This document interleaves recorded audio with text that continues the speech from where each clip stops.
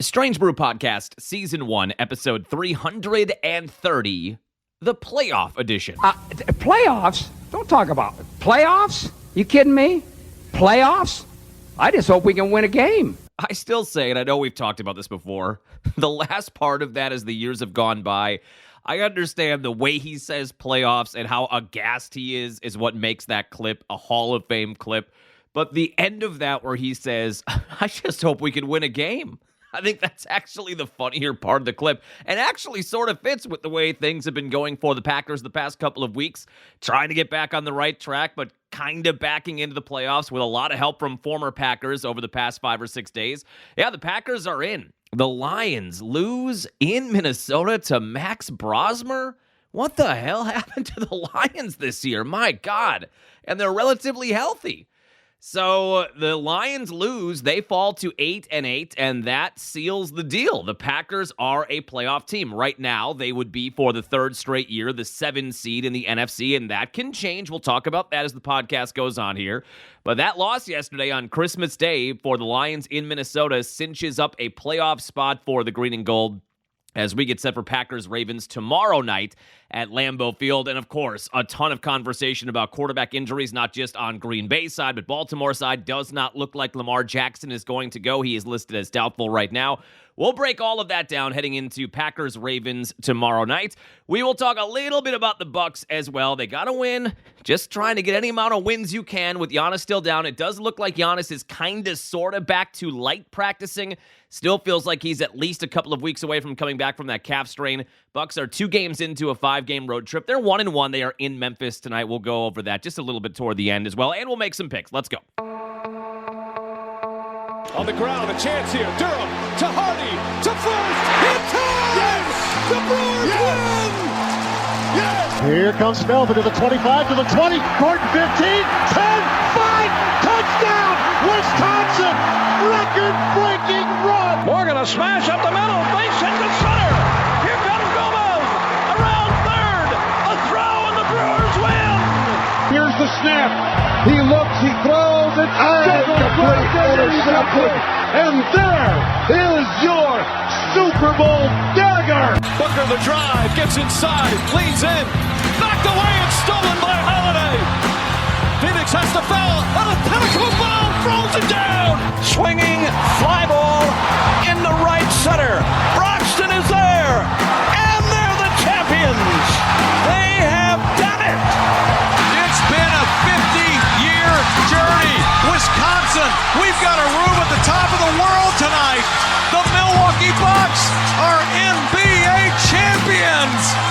Yeah, welcome in Friday morning. As promised, we'll do a Monday, Friday podcast, despite the fact that I am off the entirety of the week using up vacation. Use it or lose it, and I am not going to lose it. At one point in my life, I think we've talked about this on the B93 Morning Show before, we get to carry over, in our company, we carry over 10 vacation days. So I think we get 3 weeks total, but, you can build that as the years go by, but you can only carry 10. You can only carry 10 into the next year. So whatever you are over that, if you don't use them, they just disappear. And at one point in my career, very early in my career, in my mid-20s, oh, young Jonathan, I thought to myself, you know what? We'll lose some vacation days. I want to make sure I'm here building the morning show, building up the station, and the company will appreciate that I'm not using all these vacation days, and they'll see how hard I'm working. And that's just about the stupidest thing that you can do if they're not paying them out. Now, if your vacation days, if you can only carry over a handful, and then your company pays out the difference there, so let's say I had 14 days, I can only carry 10 over, but they'll pay out 4 days, then that's a little bit different. But when you just lose them, you've got them, use them. Use your PTO. That is the number one piece of advice I give to any young professional, anybody entering the workforce. Nobody is going to remember in your company when you retire and they give you a watch and they kick you out the door. No one is going to remember the 3 or 4 years you let 7 vacation days burn up. You're not going to get any pat on the back for that. Use every minute of your PTO. Life is too short. Use every minute. So it's a use it or lose it vacation week, but we are going to do the podcast. Stay on the podcast schedule. We're rounding the corner here of the NFL season. Playoffs now are a certainty for the Packers, so it feels like we got to keep making sure we get 2 podcasts up a week. I do have to say a quick shout out. I don't think my wife listens to this podcast, but she got me this morning. So I hope everybody had a great Christmas and a Christmas Eve and got some time to spend with family and friends. One thing we got, so we go to her family's house for Christmas Eve, and it's a wonderful time, and I had a couple two-tree. Where's my Stone Cold Steve Austin? This is a beer count, but this was more for me on Wednesday night. This was more of a Johnny Walker count. This was more of a whiskey count. I ate all that food. I drank a beer. I drank another beer. 3 beers. 4 beers. Oh, no. 5 beers. Oh, 6 beers. 7 beers. 8 beers. 9 beers. And a Bloody Mary. Yeah, but we had a good time. We had a couple drinks, and her mom makes some lasagna and ravioli, and they get this garlic bread from a local spot in Milwaukee called Mamma Mia's. It is awesome, just drenched in butter. So that's what we do, and they do a white elephant thing too. So just about everybody, I think there's 11 people that bring white elephant gifts, or 12 people, or 13, or whatever it is, because we all get a playing card, and that determines the order of when you get the present, and then you can steal someone's. It's kind of like Yankee Swap, the Office episode of Yankee Swap, but they do a white elephant thing. And my wife always kind of struggles to find something fun and unique for white elephant. White elephants are fun, but they're almost harder to get a present for a white elephant gift than it is just to get a gift for someone where you kind of know their likes and dislikes and you get them something that could mean something to them. But while I was wandering around Costco, this must have been in summer. It's a long time ago because I texted her. It had to be either the middle or the end of summer. And I just ran over to Costco to get 2 or 3 things, which is a nightmare. And everybody's got their carts all nimbly-bimbly, all unwieldy in the middle of aisles, taking huge turns, no spatial awareness whatsoever at Costco, stopping in the middle of the aisles to get a little piece of a granola bar at the sample station. It's just, you're just dodging people left and right. All I wanted to do was get a giant bag of chicken, a giant bag of salmon, and a giant bag of veggies and get the hell out of there. But you just know that's never how it works with Costco, but you can't beat the price, so what are you going to do? But I was over there navigating my way around the daywalkers and everybody just moving at super slow speeds. And I noticed out of the corner of my eye, across from the freezer section, they had a bunch of action figures. And these action figures caught my attention because they were called, and are called, Fart Ninjas. That is their name. They are Fart Ninjas. And I thought, I gotta see what these things are all about. So they are little action figures, and they're little ninjas in bright colors. Some are orange and red, and some have black ninja gear on. And they're all in a stationary stance, a ninja stance. But they have a motion activator on the front of their head that leads to fart sound effects, Fart Ninjas. So you just put them in an office, or you put them in a house somewhere, you hide them behind a bookcase, and no one knows what's going on. But they're hypersensitive, so if you come within even a fraction of an inch of the motion sensor on the front of their head, it will lay off or let off just a gigantic fart noise. Where the hell did that come from? Where's that coming from? So I thought this is a perfect white elephant gift, and she got that. I forget who actually got the ninjas, but then, of course, we broke them open, and they were all over the place, and fart noises all night long. Well, I have to give it to my wife. I think she got another package of them, or another 1 or 2 of them, and I'm off today. She's not. So she made a pot of coffee. God bless her. And I went downstairs this morning, and I opened the cabinet where we keep our 18,000 coffee mugs. And in the corner where as I was reaching to get a mug, now I've got the Fart Ninja with me now. Here's the sound effect. As I'm reaching to get the mug, I don't know if you can. That's what I hear. And there, hidden behind all the other coffee mugs, is a little orange Fart Ninja. And it just... and it was so well placed, so carefully placed and thought through. I had to tip my cap to that. Yeah, Fart Ninjas. Here we It just doesn't get old. It's never, in my lifetime, this was funny when I was 4 years old, and it's funny when I'm 41 years old. Fart Ninjas. Cannot recommend them enough. But she placed it in such a good spot, it was like as I was reaching to get the mug, you heard the Fart Ninja go off. But yeah, it's been a nice little week of downtime here. Obviously, we're not going anywhere on vacation. Like I said, use it or lose it vacation days, but it's been nice. I made my father passed 5 years ago, or I think getting close to 6 years ago now. And he always made Chex Mix this time of year, so I've kind of taken on that responsibility to make the famous Chex Mix with the recipe. I did that. I also did enjoy I think it was on Wednesday. It must have been Christmas Eve. So I follow on Twitter, and I think I've mentioned this before, a page called Packer History. Cannot recommend this page enough if you are on Twitter. And it just gives you this day all the cool games, all the fun games, all the playoff clinching or division clinching games on this day in history. They don't put a lot of sad news up there, which I like. And it's just a walk down memory lane of what happened. Like today is December 26th. So today, you know what they have up there? Today is, so what would it be? 1993, 7 plus 32 years ago. This was the birth today of the Lambeau Leap, the first ever Lambeau Leap. December 26th, 1993, Packers and Los Angeles Raiders at Lambeau Field with a wind chill of minus 22. That was a game the Packers won 28-0, but that was the fumble, and Reggie White recovered, clearly stepped out of bounds. I mean, clearly, but no replay in that era.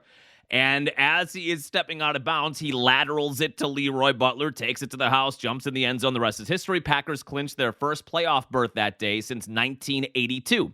But that's what they do. They just put up a 2.5-minute highlight package up of all the great games on this day in Packer history. Well, I saw on Wednesday morning, on Christmas Eve morning, and I know we've gone over this game before, but I saw on Christmas Eve morning they had the day in history, 1995. So 30 years ago was the magical Packers-Steelers game at Lambeau Field, the regular season finale that year.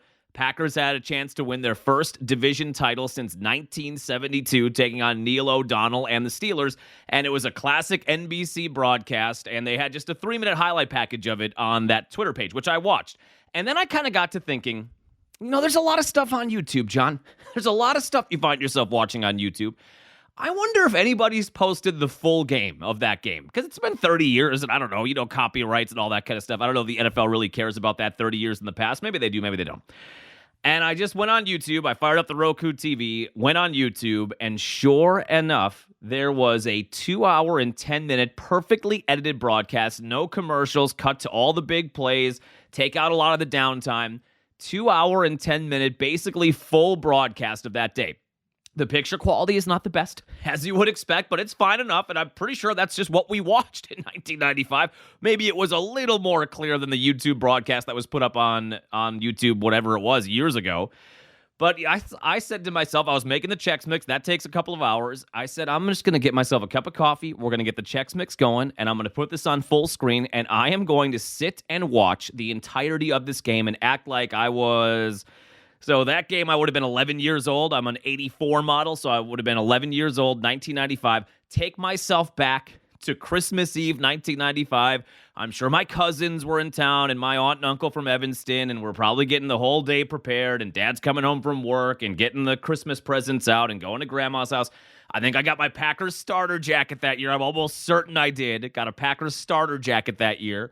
And I just kind of took myself back there mentally to that great time before everything fell apart, before all my dreams were crushed. And it was a lot of fun. It was interesting to watch a game with no first down line, and they didn't have the running clock. There was no, at that time on NBC, this was maybe the first year. Was this the first year Fox had the NFL rights, 95 or 94, somewhere in there? And that was the first time. One of the great innovations of the Fox broadcast was they had that scoreboard and the clock permanently on the screen. Like, we had never heard of that before. We had never heard of being able to see the score and the time in real time, the entire broadcast. That was a big breakthrough in terms of TV production for an NFL game. Otherwise, like I experienced on Wednesday, every once in a while, they'd put the amount of time left in the quarter. Every once in a while, they'd put the score up. But you had to be a much more invested viewer back in that era because you had to know the score. You kind of had to know how to do math on 3rd and 8. All right, they're at their 44, so they've got to get to the Packer 48-yard line to get a first down. There's no first down line, nothing like that. So it was fascinating to watch the game and to enjoy that bit of nostalgia, but it was also intriguing just to watch a game from that era and remember how you really had to pay attention if you cared. Now, if you don't care, you don't care. If you're a more casual viewer, but if you're really in it like I was at 11 years old, you really had to pay attention to those broadcasts to know what the hell was going on in those games. Why couldn't they just put the score up the whole time? How much could that have possibly cost? And then I remember, too, even during the broadcast, I forget the guy's name. We're going to play a little clip of it here at the end of the Yancey Thigpen drop. But I there must have been an issue on NBC that day with their score bug that would pop up. So not the score of the Packer game, but you remember in that era, in ESPN, I think they were the first ones to start doing this, where they would have a scroller, a crawler on the bottom of the screen with scores from other games. That blew our minds in the early to mid-90s. You mean I can find out what's going on in other games? But it wasn't always on there, was it? The score, the crawl on the bottom line, I think as it was called on ESPN, that wasn't always going. I'm pretty sure they only put it up at the 28 and 58, so 2 minutes before 30 passed and 2 minutes before the top of the hour. It wasn't permanently going, so you had to kind of sit there. All right, it's 12:27. Let's see what the scores are at 12:28. And if you blinked or you turned your head, you might have missed the score of the game you cared about. But that was also quite an invention in the sports broadcasting world. But they must have had an issue with it early in the broadcast, and then it pops up, and then you can hear the play-by-play guy say, hey, our bottom line, our scoreboard update is working again. And you see the scores from the other games. That was also, wow, I can't believe we can find this out. Amazing. But here is the end of that broadcast. The infamous Yancey Thigpen wide open, back of the end zone. Packers up 24-19. Would have been the game-winning touchdown. Dropped. The ghost of Lombardi knocked it free from his hands. O'Donnell, shotgun, throws, as a man, dropped. It is dropped. Yancey Thigpen had it, and he dropped it.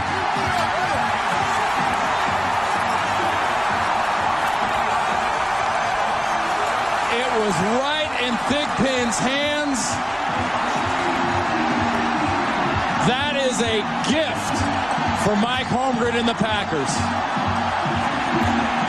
Santa Claus is wearing number 82 for Green Bay today. Man, I still love all the old look at pre-renovation Lambeau Field. Everybody in their Packers starter jackets. I think the official brand of jacket, just based on the amount of times I saw them cut to the sideline this game for both the Steelers and the Packers, I don't think it was starter. I think it was LA Gear was the official brand of all the official team merch back in that era. But just seeing the pre-renovation, just the green bowl, the green with the Green Bay Packer yellow on the facade, just the old-fashioned green bowl at Lambeau Field, pre-renovation Lambeau Field, and all the blaze orange and people going nuts and throwing snow up, and they won their first division title. And then I'm pretty sure on Christmas Eve, I'm almost certain, because it was such a big game and their first division title in 23 years, I'm almost positive we drove before we go to Grandma's house. We drove to Yonkers in Sheboygan, in downtown Sheboygan, or Boston store, whatever it was called, Prangies originally. And we got there as they were getting set to put out the NFC Central Championship merch, the hats and the T-shirts and all that stuff. And I'm pretty sure I got a hat. It is the most bland hat of all time. Those that know. It's a white hat that simply says Packers 1995 NFC Central Champions in like Times New Roman. There's no glitz, there's no glamour, there's nothing to it. But it was awesome to have it. But I sat and I watched the entirety of that game, and it was a blast to watch that thing all the way through. Now, did I kind of pay attention the whole way through? Not really. Was on my phone a little bit? Yeah. But it was interesting just to see a game from that era and watch it in its totality, basically, and just remember, oh, yeah, you don't know where the first down line is, and you don't even know what the down and distance is sometimes. Sometimes they didn't even tell you that. Sometimes you had no idea. Is it second down? Is it first down? Is it third? I don't know. So you really had to watch every second of the game to know exactly what was going on in that game. But that was 30 years ago on Wednesday, on Christmas Eve. But yeah, today, they had a bunch on Christmas Day yesterday too, but Packer history on Twitter, I cannot recommend it enough. So yeah, the Packers are in the playoffs, baby. A couple of former Packers, Aaron Rodgers and Aaron Jones, helped them get in the playoffs. Rodgers and the Steelers. We didn't talk about this, did we? Because I think we did the podcast. Were we doing the podcast as that game was going on Sunday, the Steeler-Lion game on Sunday, in the aftermath of the Packers blowing that game against Chicago Saturday night? So we said on that podcast it would be a great help to the Packers and their playoff chances if the Lions were to lose at home to Aaron Rodgers and the Steelers, and they did, and Rodgers played pretty well. And the Steelers won that game 29-24, so that dropped the Lions to 8-7 and put their playoff hopes on life support. And then yesterday, I thought for sure taking on the Vikings, who have a good defense, and J.J. McCarthy's been playing better, but he was out yesterday, so Max Brosmer was starting for the Vikings. I thought, no chance. The Lions have to win out. If they win out, they get to 10-7. and they would have a shot at the playoffs, but even that is not a guarantee that they would make the playoffs if they get to 10-7. But they've got to do that just to give themselves a puncher's chance to get in the playoffs. So I thought no chance they lose to Max Brosmer and the Vikings. I think you have to say Brosmer like that. Brosmer to Max. Am I even saying, or is it Brosmer? I don't even have any idea. But there's no way they're going to lose to that team. There's no way that Viking team is going to score points. We know the Minnesota defense is legit and they can limit anybody, but the offense has been the biggest problem and the quarterback play has been a huge problem. There's no way they're going to lose that game, and I'll be damned if they didn't lose the game. And Aaron Jones had a big game for the Vikings in a 23-10 Viking win on Netflix. What did Jones have? He had a touchdown. You have 2 touchdowns? He had 1 touchdown. He had 70 total yards. He played pretty well yesterday, but what has happened to that Lions team? Is it over? Is the window closed already? I felt like that South Park scene where I forget which one of them is trying to invest in some kind of savings bond at a bank and they lose it instantly and it's gone. Compounding interest and it's gone. What? It's gone. It's all gone. Is it gone? Is the window gone? 2 years ago, they were the hot team, Dan Campbell, after what was it, a 2 or 3 win year. And then they went 9-8 the year after that. That was the year they kept the Packers out of the playoffs. And, hit the fart ninja in the background. Sorry about that. Turn that head all the way around. This could be a problem. All right. Okay. But then the next year, they beat the Packers, regular season finale. That was the last Aaron Rodgers game in Green Bay. That got them to 9-8. But you felt in that moment, even though they had nothing to play for, they wanted to keep the Packers out of the playoffs. They did. Dan Campbell was this rising head coach, and it seemed like Jared Goff had gotten it together, and they had all these weapons, and it felt like they were on a trajectory upward, and they were. And then that next year, that was the year they took on the Niners, right, in the NFC Championship game, and they had the lead. They jumped out to whatever. It was a 14-3 or maybe even a 21-3 lead in that game, and they blew it. They blew it, and Dan Campbell, who is known for his aggressiveness, it came back to bite him in certain spots in that game. And I remember Dan Campbell saying, because he played, he knows, but it just felt like that was the beginning of maybe a championship window for Detroit. But I remember in the post game, losing to the Niners in the NFC title game 2 years ago, Dan Campbell saying, it hurts because we had it. We had a big lead. I know we're taking on a great team. I know we're on the road, but I believe in this team, and we had this lead, and we blew it. And then he said, he said, you never know when you're going to get back here. You never know if you'll ever have this chance again. And I think he kind of said, we got a young team, and it feels like we're going to have more chances here, but you never know in the NFL. And they did. I mean, they had the chance. They were right there. It wasn't quite the Packer 2014 blow it, but they blew it. And they had a chance to make the Super Bowl for the first time in franchise history. But it did feel like they're going to have more chances. And then next year, they go out and they win 15 goddamn games. I mean, they're 15-2. Remember, it was the Lions and the Vikings regular season finale. Both went into that game with 14-2 records, right? And the winner was the number 1 seed, and the loser was going to be a wild card team. But that was then, it felt like, okay, they got to the NFC Championship game the year before. They had a lead. They blew the lead, but now they have the most wins in the NFL. They're the number 1 seed. All roads to a Super Bowl go through Detroit. And they get blown out after a bye as the 1 seed, as a team that won 15 games last year. They get blown out by the Washington Commanders, who kind of were the Lions of the year prior, just the team that was hot heading into the playoffs. And then they go to the NFC Championship game, and they lose in Philly last year. But they get knocked off at home by an upstart Commanders team. And this whole year, you win 15 games. You're the 1 seed. He didn't even win a playoff game. And then they lose both of their coordinators. As we know, Aaron Glenn goes on to become the head coach for the Jets. That has not gone well. Ben Johnson goes on to become the head coach in Chicago. That has gone well for the Bears. But we wondered in the offseason, you figured that was going to impact them, right, in some way, because they had been the defensive and offensive coordinators in Detroit for a long time. And now you've got to find some different guys. But they still have talent. And even if there's a feeling out process with the 2 new coordinators, it felt like they'll probably be a pretty decent team this year. And then maybe they'll figure it out and get back to where they were the following year. And they start off okay. They lose to the Packers, obviously, opening game. But then it kind of felt like they got it together. And then they've just fallen apart toward the end of the year. So they're out. So they're 8-8. And now you wonder, is it over? Is the window closed? Jared Goff still got many years. And Jahmyr Gibbs is one of the most dynamic weapons in the NFL. I think he's signed for a while. I don't know if David Montgomery will be back there. Amon-Ra St. Brown and Aiden Hutchinson. They've got a lot of big names on each side of the ball. It feels likely they're going to rework those coordinator spots in the offseason, but it shows you, it just goes to show you, like what Dan Campbell talked about at the end of that NFC title game. You never know when it's gone, and you've got to capitalize when you're there because it might only be a year. And in this case, it might be, 2.5 years, kind of? And now they're 8-8, and they have one game left against Chicago. That doesn't mean anything to them. Means a lot maybe to the Bears, and could mean a lot to the Packers, too. And we hope that if it gets to that, we hope the Lions are going to care about that game the way they cared about it in 2022 when they wanted to keep the Packers out of the playoffs. But that game determines whether or not they're 9-8 or 8-9, but they're going home. I mean, so you go from NFC title game with a double-digit lead on the road, then the next year, 15 wins, number 1 seed, lose in the divisional round in shocking fashion, and the next year you're not even in the playoffs, and they're healthy. I mean, every team has guys banged up, but their key players, which was not the case a little bit last year with Hutchinson's injury and some of the other things going on, they've been pretty much fully healthy, and they are either going to finish a game above or a game below 500 and not even be in the playoffs. So I guess we'll see how they bounce back next year. But, in sports, you get kind of a 2-3, sometimes 4-year window. Milwaukee Bucks 5-year window. That's probably over too. And then you never know what's going to happen, and coordinators move on, and head coaches' seats warm up, and guys leave via free agency. You try to make some moves to replenish on the fly. Maybe those work or don't work, so we'll see what they do next year. But, man, what a fall from grace this year for the Lions, losing 23-10.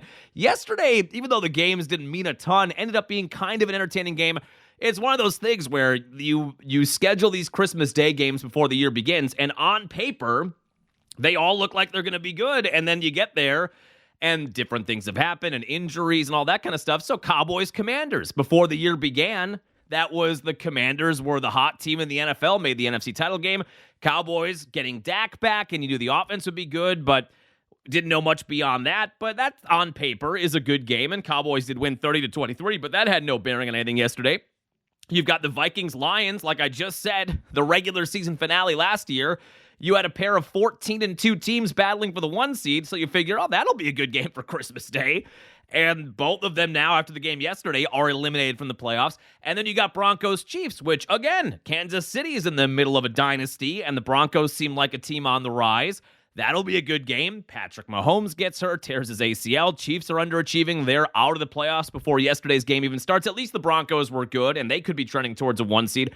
But it is always interesting to me when you go with those kind of midweek games where you have to schedule them before the year begins. You can't do any flex kind of deal there. And all 3 of those games at the end of August or the middle of August when they scheduled them for Christmas Day, that looked like a fantastic triple header for Christmas Day, and almost all of them meant nothing. Now, the Broncos do win last night, 20-13. They won late on a late touchdown, which they've been known to do this year, but that helps my Broncos bet. The one Bronco bet I have left, we have cashed the over, and that was a 5-unit play. That's the biggest play of the year for me. That has been cashed and then some. We had them over 9.5 wins. After last night's win, they have 13 wins. We had them on a future to make the playoffs. That is cashed. The last ticket we have for now on the Broncos is to win the AFC West at plus 185. And they are now a step closer. They have not sealed it. They can seal the division tomorrow.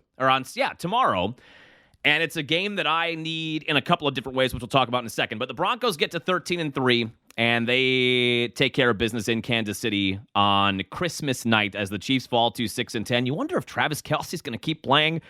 Taylor was at the game last night, and I think Al Michaels even said on the broadcast, you wonder how many more times Taylor's going to be at Arrowhead, because if Mahomes is out for a majority of next year, too, and you wonder if Kelce, who's already talked about retirement a lot, does he really want to put his body on the line? If Mahomes isn't going to be there until midseason, maybe next year, and he's about to marry the biggest pop star in the world and have a bunch of kids, and, I think his life is pretty much set. It was set anyway, but even more so now. You wonder how much he wants to get his brain rattled around in an NFL season next year at whatever he is now, 34, 35 years old, as one of the greatest tight ends of all time. But that wraps up Christmas night football. So that gets us set for tomorrow. So now the Packers are in. Despite the road loss to Chicago, the way they lost it, and despite the road loss in Denver, and we talked about, I think it was on the Saturday podcast, trying to figure out, has there been a worse 6 days in a regular season for a Packer team that we thought was going to be competitive? And they are. But when you think about a third quarter lead with the ball in Denver, losing that game, losing Micah Parsons, all the guys that left that game and did not return, then 6 days later, your quarterback leaves a game against Chicago. He has a concussion. You still play pert near perfect for the remainder of the game, 98% of the game, perfect game script, backup quarterback, about to win on the road. You blow that in fantastic 2014 NFC title game fashion. And then we don't know what's going to happen with Jordan Love. Just a brutal sequence of events in back-to-back weeks in 6 days of losing both of those games the way you did and the amount of injuries you sustained in those 2 losses. So here we are.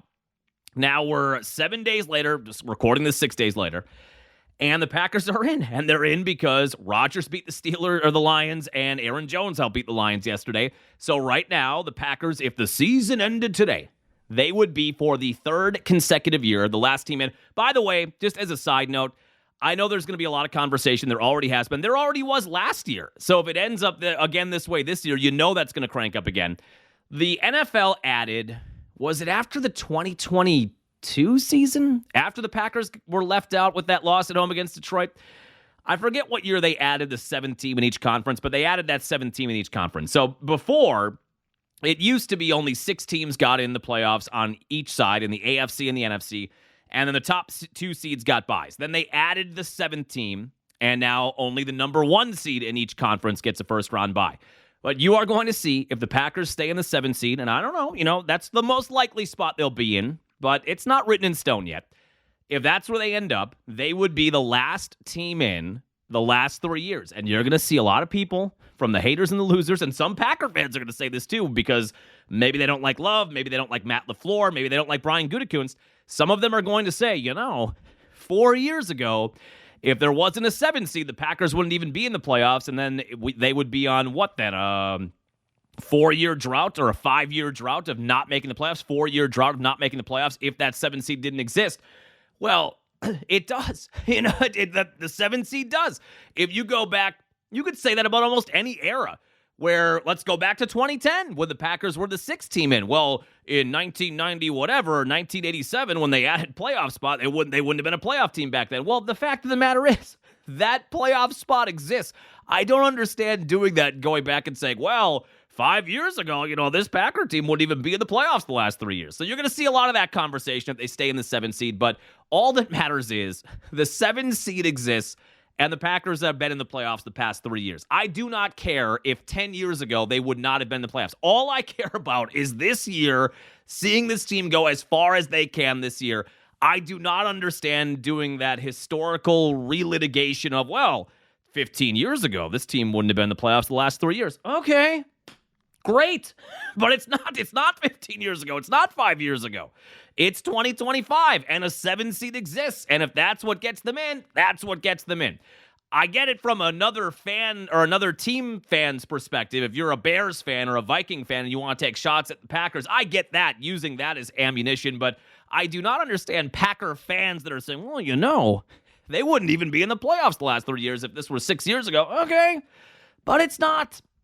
So they are in the playoffs right now. They are the 7 seed. So none of these last 2 games, in terms of making the playoffs, truly matter for the Packers. I do wonder, I don't think it's going to, but it's worth pondering on a podcast. You do wonder, with Jordan Love in the concussion protocol this week, and it looks like he is trending towards playing. He is listed as questionable heading into the weekend. Malik Willis, who, remember, hurt his shoulder at the end of regulation against the Bears and then gutted it out in overtime with a couple of nice passes. But Matt LaFleur said on Monday, I think, or Tuesday, that was no small thing either, that he is battling through a very legitimate shoulder injury. And remember, we talked about on the Saturday podcast or Sunday podcast, if he were not able to go in overtime, Josh Jacobs is the emergency quarterback, and he had been out with that after the fumble and the knee injury. And if he can't go out there, Jaden Reed would have been the second emergency quarterback in that game. Now, they do have a quarterback on the practice squad, and I guess it's something to keep an eye on today. If they activate, I think his name is Clayton Tune. Is that his name? That sounds like a made-up name, Clayton Tune. Yep, that is his name, 26-year-old Clayton Tune. He is on the practice squad. if they activate him today, then that to me means that they are concerned about either Malik Willis or Jordan Love, or both, I guess, being unable to go tomorrow. If we do not see a Clayton Tune activation today, that means they think both guys can go tomorrow. So maybe just something to keep an eye on. It is my feeling. This is a gut feeling. I have no insider information here. Rarely do we have insider information. This is all from old Johnny Boy's gut. My feeling is Jordan Love will be the starting quarterback tomorrow, and Malik Willis will be the backup quarterback tomorrow, and Clayton Tune is going to stay on the practice squad. I could be wrong. I could be wrong right now, as a matter of fact. We've been recording this for 35 minutes, so I guess in theory, Clayton Tune could already have been activated. But it does feel to me like they're going to find a way to have both of their preferred quarterbacks activated before tomorrow night, or ready to go before tomorrow night against Baltimore. But it is worth thinking about. Now that you've got a playoff spot clinched, if either of them are borderline, look, Jordan Love, if you're either in or you're out with a concussion. There's no gray area with that anymore, which is a good thing. That was different maybe in the 90s, in the Favre era, from the 1995 game I watched on YouTube on Wednesday morning. If Brett Favre would have gotten his cage rattled in that game, there's a chance he's right back out there playing. Get him with some smelling salts and get him back out there. He might have a concussion. He might not have a concussion. We don't know. But he's going to play through it because that's the way it was. There is no gray area. So if Jordan Love, he can either go or he can't go. He's either out of concussion protocol or he's not. I think he is going to be out of it by tomorrow. Now, Malik Willis with a shoulder injury, depending on what it is, the severity, the pain tolerance, stuff like that, there is more of a gray area there. But you've got two banged-up quarterbacks, and you've got your playoff spot clinched up now. You've got a little X next to your name in the NFL standings. So, yes, the NFC North Division title is still very much in play, and you could move up if a variety of other things happen. You could move from the 7 to the 6 seed as well, and then you would have been in the playoffs 5 years ago, too. Hooray! Would that mean more? But there is some of that wiggle room, too. But now that you're in, and you've got the playoff thing clinched up, if Malik needs more time, and if Love doesn't pass the concussion protocol, are you a little more... You can take a deep breath now and say, okay, we don't need these games, so we're not going to push people. Josh Jacobs with that knee injury, he did practice this week. It looks like he's going to be good to go tomorrow, but, is it worth throwing him out there when Emmanuel Wilson's been good and you could use Josh Jacobs more in a playoff game? You do wonder how injuries and the fact that they have now clinched a playoff spot, how does that impact their decisions for two games that ultimately don't matter a whole lot in terms of playoff picture? Now, the division title could be on the line. So the Ravens tomorrow night, they need to win. It does not sound like Lamar Jackson is going to play. Hurt his back against New England. He is listed as doubtful heading into tomorrow. He has not practiced this week. So if we get some kind of Aaron Rodgers, Percocet, it's my knee situation, that's about the only way that I think Lamar is going to go tomorrow. So you are likely going to be taking on Tyler Huntley and the Ravens tomorrow night, and the Ravens are in a must-win game to have any hope of making the playoffs, and they're pretty much dead to rights at this point because they're 2 games back now of Pittsburgh. They don't have the tiebreak. I assume they play Pittsburgh. Do they play them the regular season finale? Yep, they are in Pittsburgh after the game at Lambeau tomorrow night. By the way, tomorrow's game is on the Cock. It's on Peacock, so if you are not in the Milwaukee market or the Green Bay market, or you don't have access to over-the-air channels in those markets, I think it's tough to watch if you don't have a Peacock subscription, so heads up there. If you're in Milwaukee, Sheboygan, Green Bay, it'll be on, I think, Channel 4 tomorrow night, but if you are in Eau Claire, if you are in Stevens Point, if you are, Madison, if you're in those areas and you don't have the Milwaukee or Green Bay market TV affiliates, then you either need to have a Peacock subscription or you need to know someone that does, that will give you their login for tomorrow night. But yeah, Baltimore in Green Bay, of course, tomorrow. Then they are in Pittsburgh, but they need a win. Now, Tyler Huntley, we talked about on the Sunday podcast how I feel like Malik Willis is the best backup quarterback in the league. I would say Tyler Huntley is probably top 5 of the best backup quarterbacks in the league. Remember, he made a Pro Bowl not that long ago when Lamar was lost for the year and then 7 other quarterbacks decided they didn't want to go to the Pro Bowl. Tyler Huntley then officially gets to put that on his resume. He is a former Pro Bowl quarterback, but he is a solid backup quarterback. He really is kind of a diet version of Lamar Jackson, not nearly as dynamic, but he can scramble a bit. He's got a decent arm. So that is not a slouch backup quarterback. But we'll see what the Packer quarterback situation is heading into tomorrow night. My feeling is Love is going to go, and my feeling is they are going to win this game with Jordan Love. They're 4.5-point favorites, but Lamar Jackson looks like he is not going to go tomorrow night for Baltimore in a game they absolutely have to get. Now, here is some stuff to kind of keep an eye on. So the NFC North Division title is still very much on the line. keep in mind at this point with 2 weeks left, and I think we talked about this coming out of the Packer loss in Chicago. Maybe we didn't. But the Packers are the 7 seed right now. The 2 seed that they would play in round 1 of the playoffs would be the Chicago Bears. And as a Packer fan who is sick to his stomach of listening to all the Bears fans, remember on Sunday morning last week, remember how we led the podcast on Sunday morning, where the first thing that we did before we talked about the missteps by the Packers in that game, how it was strikingly similar to the 2014 NFC Championship game. Remember what I said? I was gracious. Was I not? I was magnanimous. I was gracious in defeat to Bears fans. We said that, yes, the Packers basically lost that game. I think most objective NFL fans, if you watch that Bear game, would say, the Packers lost that game. The Bears didn't win that game. The Packers lost that game. The Packers gave it to them. But what did we say on the Sunday podcast? Even knowing that, and I think Bears fans, what is the line in A Few Good Men? Deep down in their hearts, in places they don't like to talk about at parties, I think deep down in their hearts, if they are rational football fans and Bears fans, they know that's true. They know the Packers lost that game more than the Bears won that game. But what did we say on the Sunday podcast? They have gotten their brains bashed in by the Packer franchise for the better part of 35 years. So even though they needed a lot of luck to win that game Saturday night in a game where they had a 0.5% chance of winning the game with 3 minutes to go, even though that's all true, let them have their moment, right? Didn't we say that? Let them enjoy this moment because they haven't had many moments. It's the weekend before Christmas. They finally beat the Packers in a big game. They're in first place this late in the year for the first time in a long time. Let them savor this moment, even though we know and they know that we had to give them that game. The Packers had to give them that game Saturday night in Chicago. But let them enjoy. Didn't I say that? Well, here we are. 5 days later, 6 days later, and I want to puke with the amount of puffed up chestery that I'm seeing from Bears fans on Twitter, on Facebook, on all the social medias, where they're just jumping into every Packer fan, every Milwaukee radio station video that's posted, Green Bay radio station video that's posted, talking about that game. And all the Bears fans are hopping in the comment section, saying, oh, cry more. You're going to cry about it? Oh, the Bears won.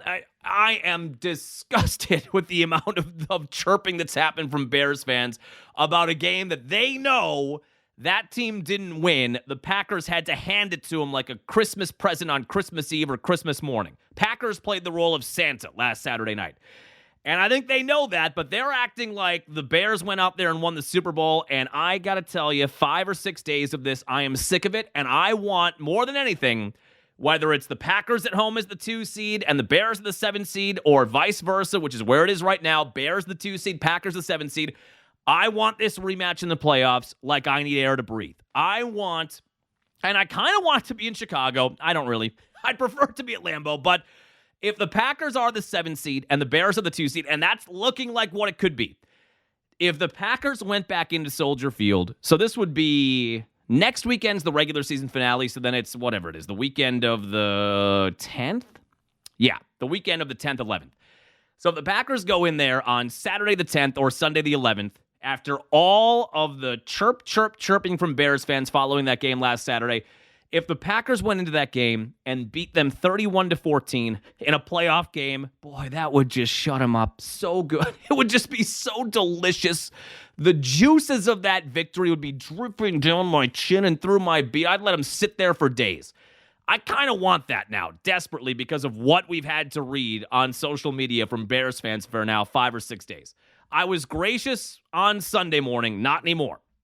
So big talk from a podcaster. So I always think of have you ever seen the movie Kingpin? One gif I like to use a lot is the Ernie McCracken when they're getting set for the big bowling showdown and he's fake afraid. Oh, I love that gif. That's what I would use if I were a Bear fan listening to me say that. That's what I would use after that little 1 minute long soliloquy. Anyway, so I want that now. I think most Packer fans do. So the NFC North is very much, I think, still in play. I believe the Packers are going to beat the Ravens tomorrow night, break up the 2-game losing streak, get some good vibes, finally back at Lambeau. It's the couple of days after Christmas. I think the Packers will win tomorrow. Now the Bears, and we'll talk about this for gambling picks, and we talked about it Sunday morning, The Bears have to go to San Francisco. So the Niners are coming off of a blowout win against the Colts on Monday night. They are 11-4. The Bears are 11-4. Niners are 3-point favorites. That is Sunday Night Football on NBC, 7:20 kickoff this coming Sunday night. If the Packers beat the Ravens, which I think they will tomorrow, and if the Bears lose in San Francisco to a good Niner team, which I think they will Sunday night, that would set up a Packer win, Bear loss, final week of the regular season from flip-flopping those spots. So 2 weeks left. Packers have to win their final 2 games. Bears have to lose their final 2 games.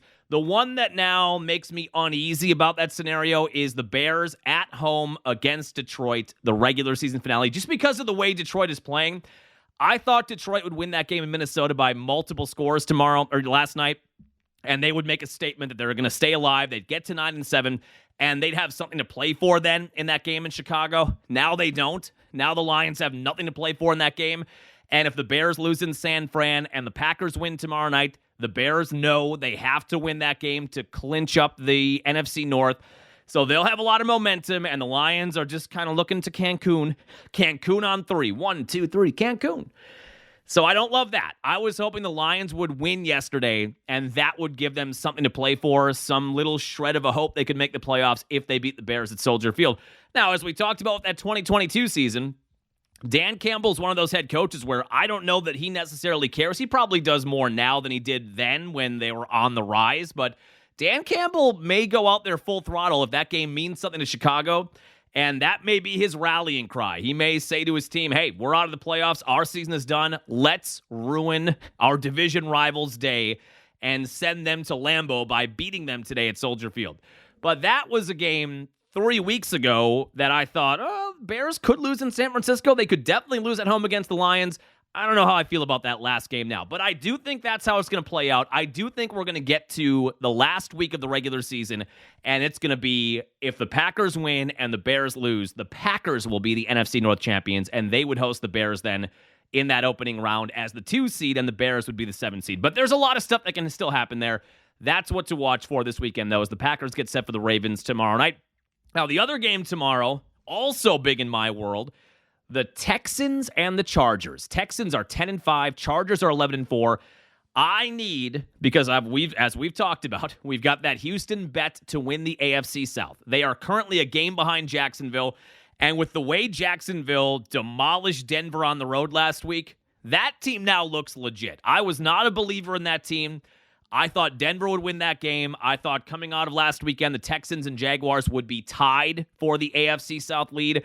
And then Jacksonville went into Denver and blew them out in the second half, a team that could still be the 1 seed. So Trevor Lawrence, all of a sudden, he's got 14 touchdowns and no turnovers in his last 4 or 5 weeks. He is in year 5 now, right?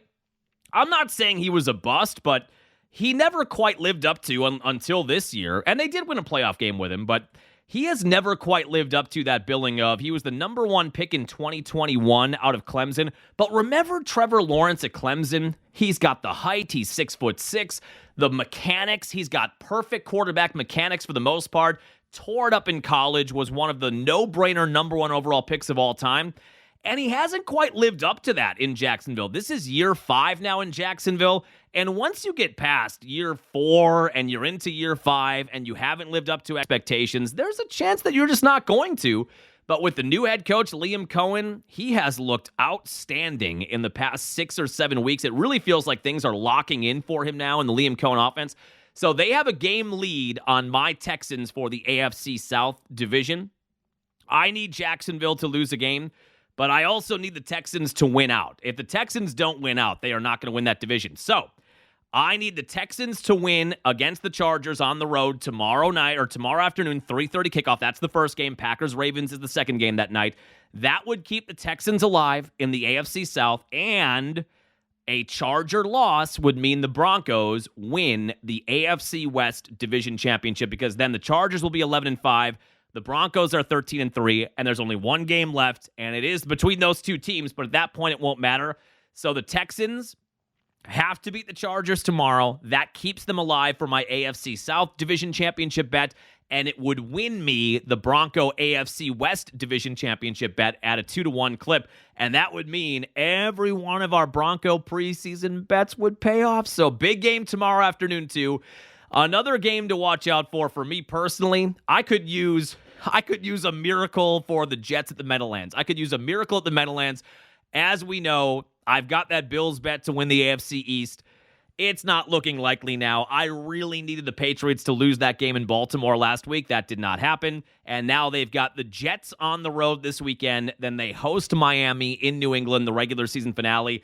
Not likely they're going to lose either of those games. The Jets are now 3-12 in Aaron Glenn's first year. Patriots are 12-3. Patriots are 2-touchdown road favorites. That's a noon kickoff on Sunday, but I could really use the Jets to shock the world there and win that game. Now, the Bills don't have a gimme either. Bills are at home against the defending champion Eagles. That is the 3:25 game on Fox on Sunday. So that's not one that you can count on being a win. I think the Bills will win that game, but it will be a close game. Those are two pretty damn good teams. So we need the Bills to continue to win as well. But I need a shocking upset of either the Jets or the Dolphins next week need to stun the Patriots for me to have any chance on that AFC East championship bet. But that's another one I'm watching out for. And then Jacksonville is in Indy. Phillip Rivers. Phillip Rivers and the Colts. Can you deliver me a win? So this will be the third start for Phillip Rivers at 44 years old. They have lost the previous two. They lost at home against San Francisco on Monday, which was good for my NFC West bet. But now I need the Jaguars to lose a game. I need the Texans to win tomorrow, and then I need a miracle from Phillip Rivers at home. They're going to win one game with Phillip Rivers, right? Phillip Rivers is going to win one game here just to give us that part of the storyline, because the Colts then the Colts are in Houston next week, so I'm going to need the Texans to win that game the last week of the regular season. So I need the one Phillip Rivers win to be this weekend at home against Jacksonville. The Colts are 7-point home underdogs. That is a noon kickoff. But that's my perfect world. Texans win tomorrow against the Chargers. Packers win against the Ravens, because why not? And then I need the Jets to shock the Patriots. I need the Colts to beat Jacksonville. And I could really use the Bills to win at home against the Eagles for betting purposes tomorrow. Now, before we make picks, which will be NFL picks, let's real quick just hit on the Packers or the Bucks for a second here.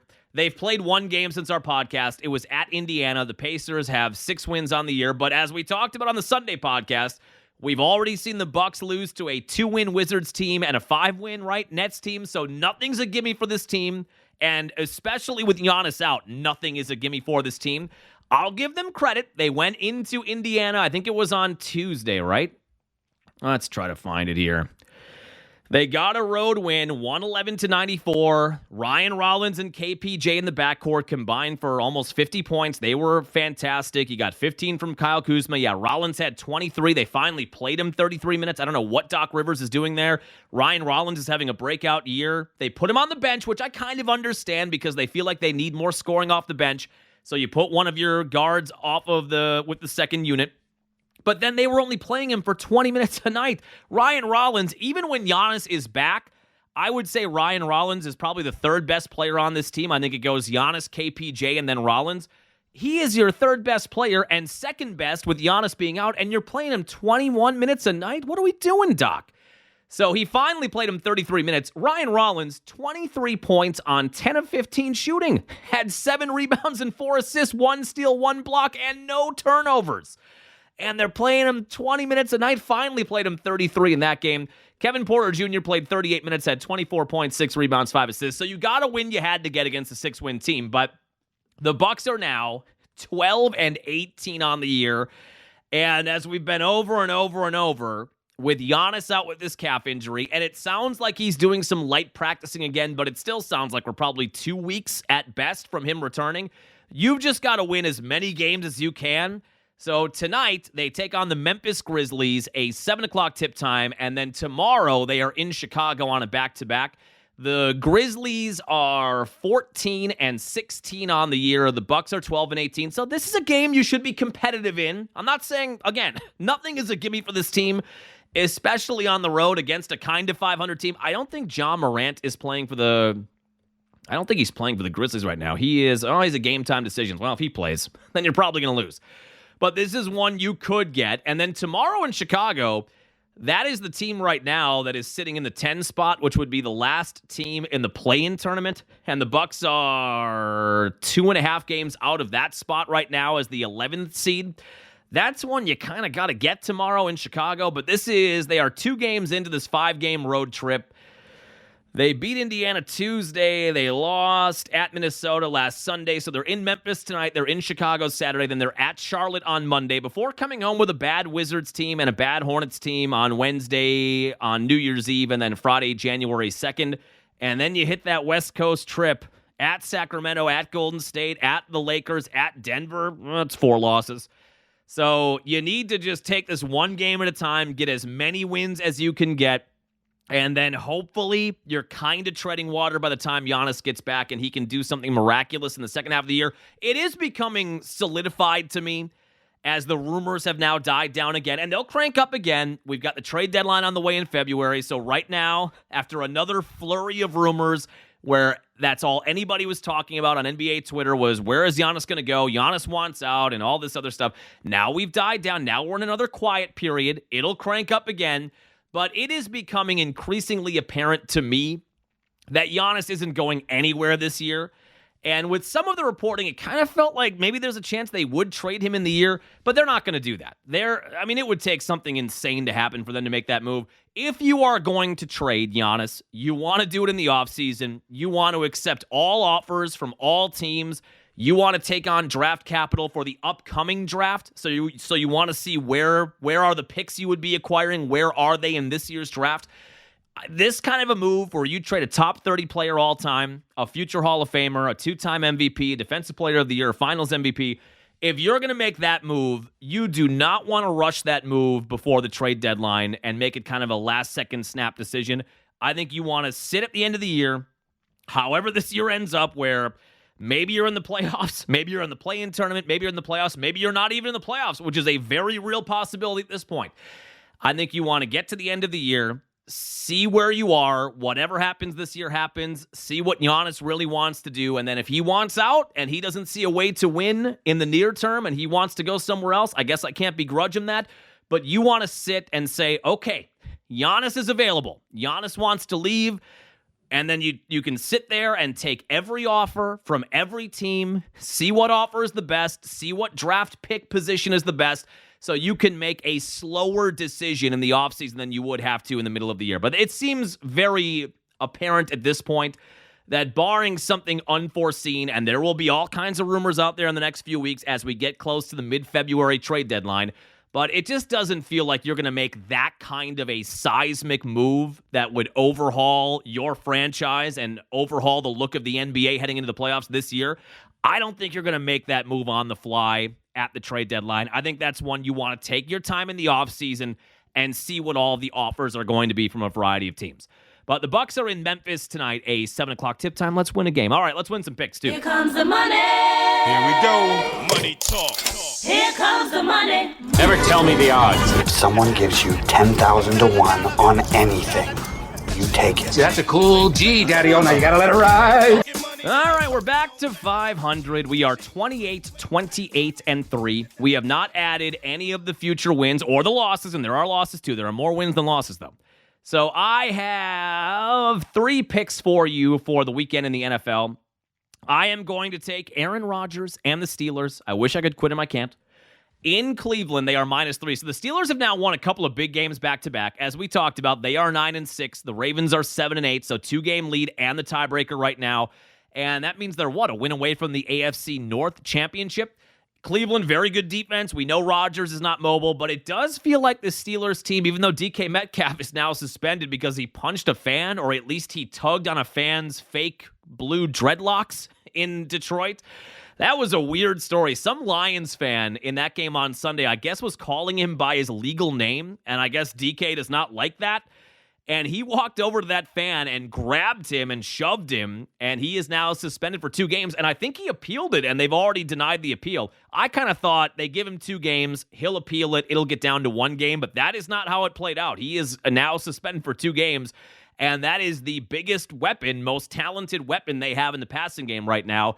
So even without DK, I do think the Steelers will find a way to win this game by 3 on the road against a Browns team that's been playing okay, but again, we have 2 weeks left in the regular season. They're a 3-win team. They've got their eyes on the offseason. I will take Pittsburgh -3 in Cleveland. I am going to take the Niners on Sunday Night Football -3 at home against the Bears.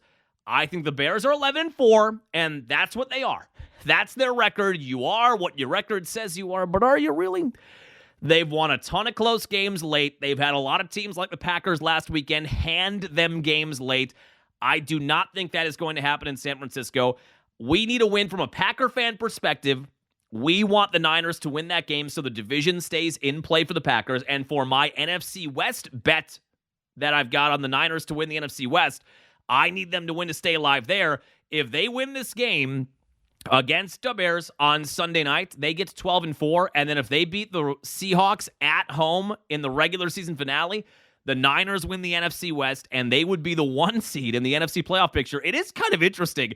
There's been so much conversation about the Rams as the 1 seed, the Seahawks now as the 1 seed, who could get that number 1 seed. Not a lot of people have been talking about the Niners, and if they win their final 2 games, and they're both at home against good teams, the Bears and the Seahawks, obviously, but if they win both of those games, they're 13-4, and they're going to be the 1 seed despite a litany of big names injured on that team.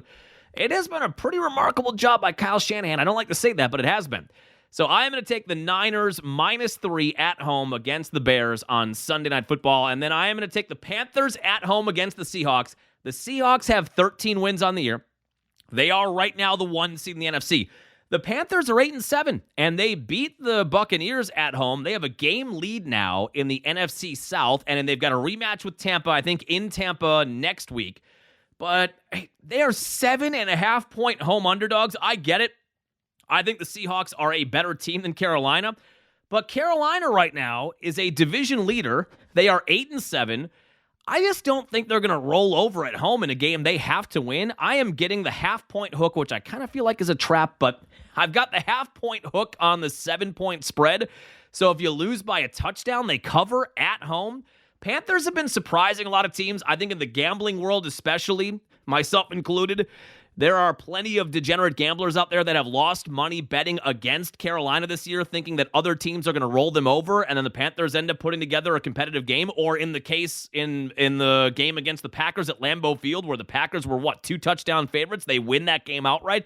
Panthers have been doing a lot of that this year. So at home, even though Seattle's the 1 seed and they're really, really good, I think an 8-7 Panther team at home in a game they have to win, I think they're going to cover a touchdown and the half-point hook there. I will take the Panthers plus 7.5 at home against Seattle. So Steelers -3, San Fran -3, Panthers 7.5-point home underdogs against Seattle on Sunday, noon kickoff there. That'll do it for us here on your post-Christmas Friday podcast. Enjoy the rest of your weekend, especially if you've got some downtime. And we will come back, hopefully, with a Victory Monday podcast recap, a Packer-Ravens win. Hopefully, we are recapping a Bears loss in San Fran, and that would set up a very interesting final week of the regular season. Have a happy, safe weekend. We'll chat with you then.